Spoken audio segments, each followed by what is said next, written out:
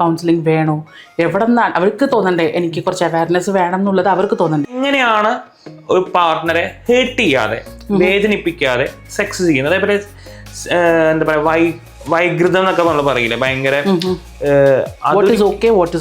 അതെ. അതായത് ഒരു പാർട്ട്ണറെ വേദനിപ്പിക്കാതെ അല്ലെങ്കിൽ ഒരു ഒരു പാർട്ട്ണറിൽ നിന്ന് നോ പറയുമ്പോൾ അതിനെ റെസ്പെക്ട് ചെയ്യാതെ എനിക്കിതാണ് വേണ്ടതെന്ന് നമ്മൾ ചോദിച്ചു വാങ്ങിക്കണ മാതിരി അതൊരു കടയിൽ നിന്ന് പോലും സാധനം വാങ്ങിക്കുന്നില്ലല്ലോ. അവയർനെസ് ഇഷ്യൂ ആണ്. അവയർനെസ് ഇഷ്യൂസ് ഭയങ്കരമായിട്ടുണ്ട്. ഡെഫിനറ്റ്ലി. മെറൈറ്റൽ റേപ്പ് എന്ന് കേട്ടിട്ടുണ്ട്. സത്യം. അതേപോലെ വേറെ കാര്യം കൂടി എനിക്ക് തോന്നിയില്ല മാം. കല്യാണത്തിന് മുമ്പ് സത്യം പറഞ്ഞു കഴിഞ്ഞാൽ പുരുഷനായാലും സ്ത്രീക്കാണെങ്കിലും അറിയാത്ത ഇപ്പോഴത്തെ തലമുറയിൽ വ്യത്യാസമുണ്ട്. എന്നാൽ പോലും അവർക്ക് സെക്സിനെ പറ്റി വലിയ ധാരണ ഉണ്ടാവില്ല.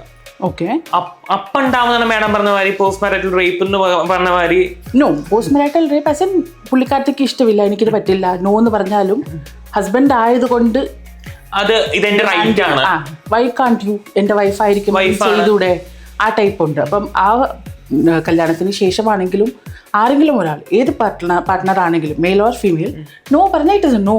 Understand that. വേറെ കല്യാണം ശരിക്കും സെക്സ് ചെയ്യാനുള്ള ലൈസൻസ് ആണ് എന്നുള്ളൊരു ധാരണയുണ്ട് ആൾക്കാർക്ക്.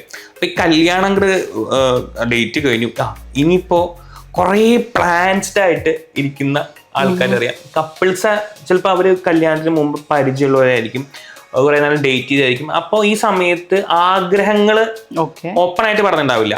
പക്ഷെ പ്രീമാരിറ്റൽ കൗൺസിലിങ്ങിന് പോകുമ്പോൾ അത് എത്രത്തോളം ഹെൽപ്പ് ചെയ്യാൻ പറ്റും?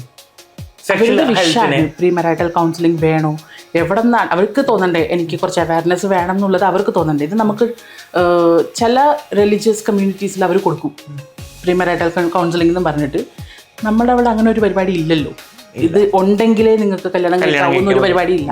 ഇവർക്കായിട്ടിലേക്ക് കപ്പിളിന് തോന്നുവാണ് ഞങ്ങൾക്ക് കുറച്ചുകൂടെ അവയർനെസ് വേണം, ഇതിനെക്കുറിച്ച് അറിഞ്ഞാൽ കൊള്ളാം, ഇതിനെക്കുറിച്ചിട്ട് ഡീറ്റെയിൽ ആയിട്ട് അറിയാൻ താല്പര്യമുണ്ടെന്നുണ്ടെങ്കിൽ വന്നാൽ എന്തെങ്കിലും തെറ്റിദ്ധാരണകളുണ്ടെങ്കിലോ അല്ലെങ്കിൽ ഇതിനെക്കുറിച്ച് അറിയാത്തത് എന്തെങ്കിലും ഉണ്ടെങ്കിലോ ഒക്കെ പറഞ്ഞു കൊടുക്കാൻ ഹെൽപ്പ് ആവും. അത്രേ ഉള്ളൂ. അല്ലാതെ what is right, what is wrong, all depends on കപ്പിളിൻ്റെ പുറത്താണ്. അവർക്ക് എന്ത് ഇഷ്ടം എന്ത് ഇഷ്ടമില്ല എന്നുള്ളത് കമ്മ്യൂണിക്കേറ്റ് ചെയ്ത് അവർ തമ്മിൽ ഒരു ഇതുണ്ടാവില്ല. അത് വെച്ചിട്ടാണ്. അതിനകത്ത് തേർഡ് പാർട്ടി ആയിട്ടിരിക്കുന്ന ഡോക്ടർക്കാണെങ്കിൽ പോലും വോയിസ് ഇല്ല. ഓക്കെ.